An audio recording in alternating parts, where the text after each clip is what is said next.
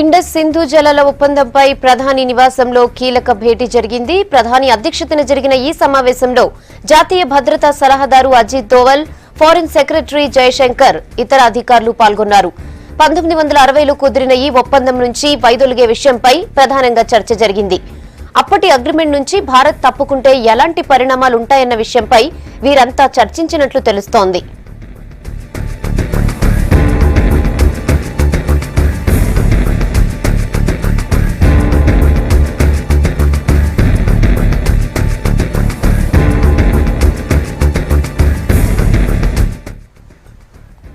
Indus Sindhu జలాల ఒప్పందంపై ప్రధాని నివాసంలో కీలక భేటీ జరిగింది. ప్రధాని అధ్యక్షతన జరిగిన ఈ సమావేశంలో జాతీయ భద్రతా సలహాదారు అజిత్ దోవల్, ఫారిన్ సెక్రటరీ జయశంకర్, ఇతర అధికారులు పాల్గొన్నారు. 1960లో కుదిరిన ఈ ఒప్పందం నుంచి వైదొలిగే విషయంపై ప్రధానంగా చర్చ సాగింది. అప్పటి అగ్రిమెంట్ నుంచి భారత్ తప్పుకుంటే ఎలాంటి పరిణామాలుంటాయన్న విషయంపై వీరంతా చర్చించినట్లు తెలుస్తోంది.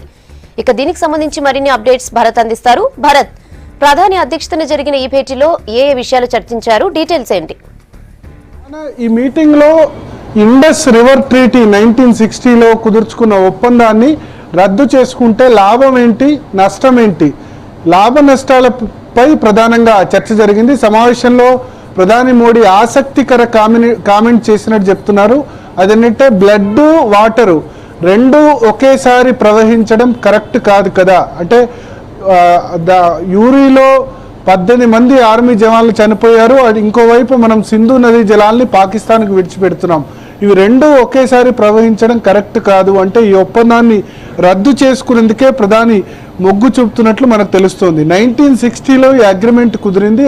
ఈ అగ్రిమెంట్ ప్రకారం సింధు నదికి మొత్తం 5 ఉపనదులు ఉన్నాయి. రావి, బియాస్, సట్లెజ్, జీలం, చీనాబ్. ఈ 5 ఉపనదులతో పాటు సింధు ప్రధాన నది. మొత్తం 6 నదుల్లో 3 నదుల్ని ఇండియా ఉపయోగించుకుంటుంది. రావి, బియాస్, సట్లెజ్. పంజాబ్ కానీ జమ్మూ కాశ్మీర్ రాష్ట్రాలు ఈ 3 నదుల్ని ఉపయోగించుకుంటున్నాయి. ఇండస్ అంటే సింధు నది, అదేవిధంగా జీలం, చీనాబ్, ఈ 3 నదుల్ని పాకిస్తాన్ ఉపయోగించుకుంటోంది.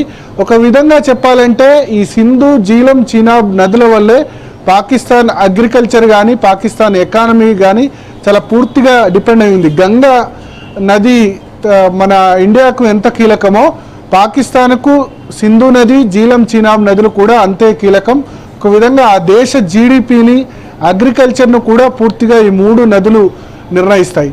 సో భారతదేశం ఇప్పుడు అనుకుంటుంది ఏంటంటే 1960లో కుదిరిన ఈ ఒప్పందాన్ని రద్దు చేసుకుంటే పాకిస్తాన్ సరైన దారిలోకి వస్తుంది. ఎందుకంటే మిలిటరీ ద్వారా కాకుండా ఈ జల మార్గాలకి అడ్డుకట్ట వేయడం ద్వారా మన ఇంతకాలం మనం ఈ వాటర్ను ఉపయోగించుకోవటం లేదు. ఈ వాటర్ను మనం ఉపయోగించుకుంటే గనక ఖచ్చితంగా పాకిస్తాన్ దారిలోకి రావడం ఖాయం. ముఖ్యంగా పాకిస్తాన్ ఆర్థిక మూలాల మీద, అక్కడ అగ్రికల్చర్ మీద దెబ్బ కొట్టవచ్చన్నది ప్రధానంగా మోడీ సర్కారు ఆలోచిస్తోంది. దీనిపై కొన్ని లాభ నష్టాలు కూడా ఉన్నాయి. ఒకటి ఇంతకుముందే చెప్పారు ఏంటంటే థర్డ్ వరల్డ్ వార్, 3వ ప్రపంచ యుద్ధం వస్తే కనుక అది వాటర్ ద్వారానే వస్తుంది. వాటర్ను దెబ్బ కొడితే ఏదైనా సాధించవచ్చు అని అనుకుంటారు. సో ప్రధానంగా మోడీ ప్రభుత్వం కూడా ఇప్పుడు అదే అనుకుంటోంది. జీలం, చీనాబ్ నదుల మీద 3 డ్యాములు కన్స్ట్రక్ట్ చేస్తే ఏ విధంగా ఉంటుంది. ఇప్పటి వరకు వాటి మీద ఇండియాలో ఎటువంటి డ్యామ్స్ కన్స్ట్రక్ట్ చేయలేదు. ఆ వాటర్ను ఫ్రీగా పాకిస్తాన్కు వదిలిపెడుతున్నారు. సో పైనే గనక మనం డ్యామ్స్ కన్స్ట్రక్ట్ చేసి ఆ వాటర్ను పూర్తిగా ఆపగలిగితే వాళ్ళ ఎకానమీని పూర్తిగా దెబ్బతీయవచ్చు అన్నది ఒక యాంగిల్. రెండవ యాంగిల్, దీనివల్ల నష్టాలు కూడా ఉండే అవకాశాలు ఉన్నాయని కొద్దిమంది అంటారు. అదేంటంటే బ్రహ్మపుత్ర నది కానీ సింధు నది కానీ ఈ రెండు కూడా చైనాలో పుడతాయి.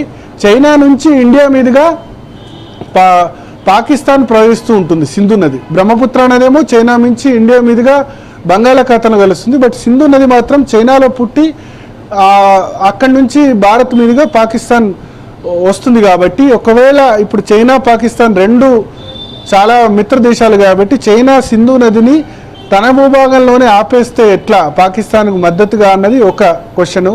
రెండవది, బ్రహ్మపుత్ర నది పాకిస్తాన్కి వెళ్ళకపోయినప్పటికీ దాన్ని కూడా చైనా అక్కడ ఆపితే ఎట్లా? ఎందుకంటే ఇండియా, చైనా మధ్య ఎటువంటి ఒప్పందం ఆ విషయంలో కుదరలేదు.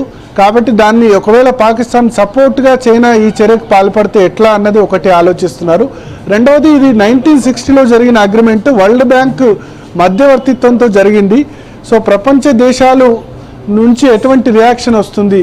ఇది దాదాపు 2 యుద్ధాలు కూడా జరిగాయి 1960 తర్వాత.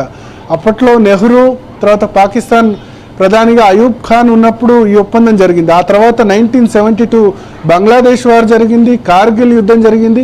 అయినా సరే 2 యుద్ధాలను తట్టుకొని ఈ ఒప్పందం నిలిచింది. సో ఇప్పుడు కనుక ఈ ఒప్పందం నుంచి వైదొలిగితే ఇంటర్నేషనల్ ఆర్బిటరీ కౌన్సిల్లో కానీ ప్రపంచ దేశాల ముందు పాకిస్తాన్ ఏమైనా ఈ విషయంలో కొద్దిగా దాన్ని హడావుట్ చేస్తుందా అన్న అంశం మీద కూడా మీమాంస జరుగుతుంది.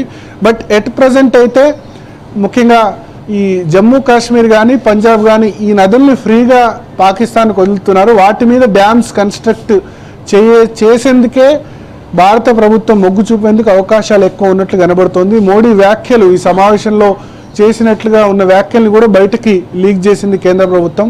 బ్లడ్, వాటర్ 2 ఒకేసారి ప్రవహించడం కరెక్ట్ కాదని. సో ఈ నేపథ్యంలో ఒక నిర్ణయం అయితే తీసుకున్నట్లు మనకు తెలుస్తుంది. అదేంటంటే చీనాబ్ నది మీద 3 డ్యామ్స్ కన్స్ట్రక్ట్ చేయాలని భారత్ నిర్ణయం తీసుకున్నట్లు చెప్తున్నారు. మొత్తం పూర్తిగా అగ్రిమెంట్ రద్దు చేసుకుంటారా లేకపోతే డ్యామ్స్ కన్స్ట్రక్ట్ చేసుకుంటారా అన్నది వేచి చూడాల్సి ఉంది. సో పాకిస్తాన్ రియాక్షన్ కూడా ఏ విధంగా ఉంటుంది దీనిపైన అన్నది మనం చూడాల్సి ఉంటుంది. Rehana. Okay Bharat, thanks for the updates.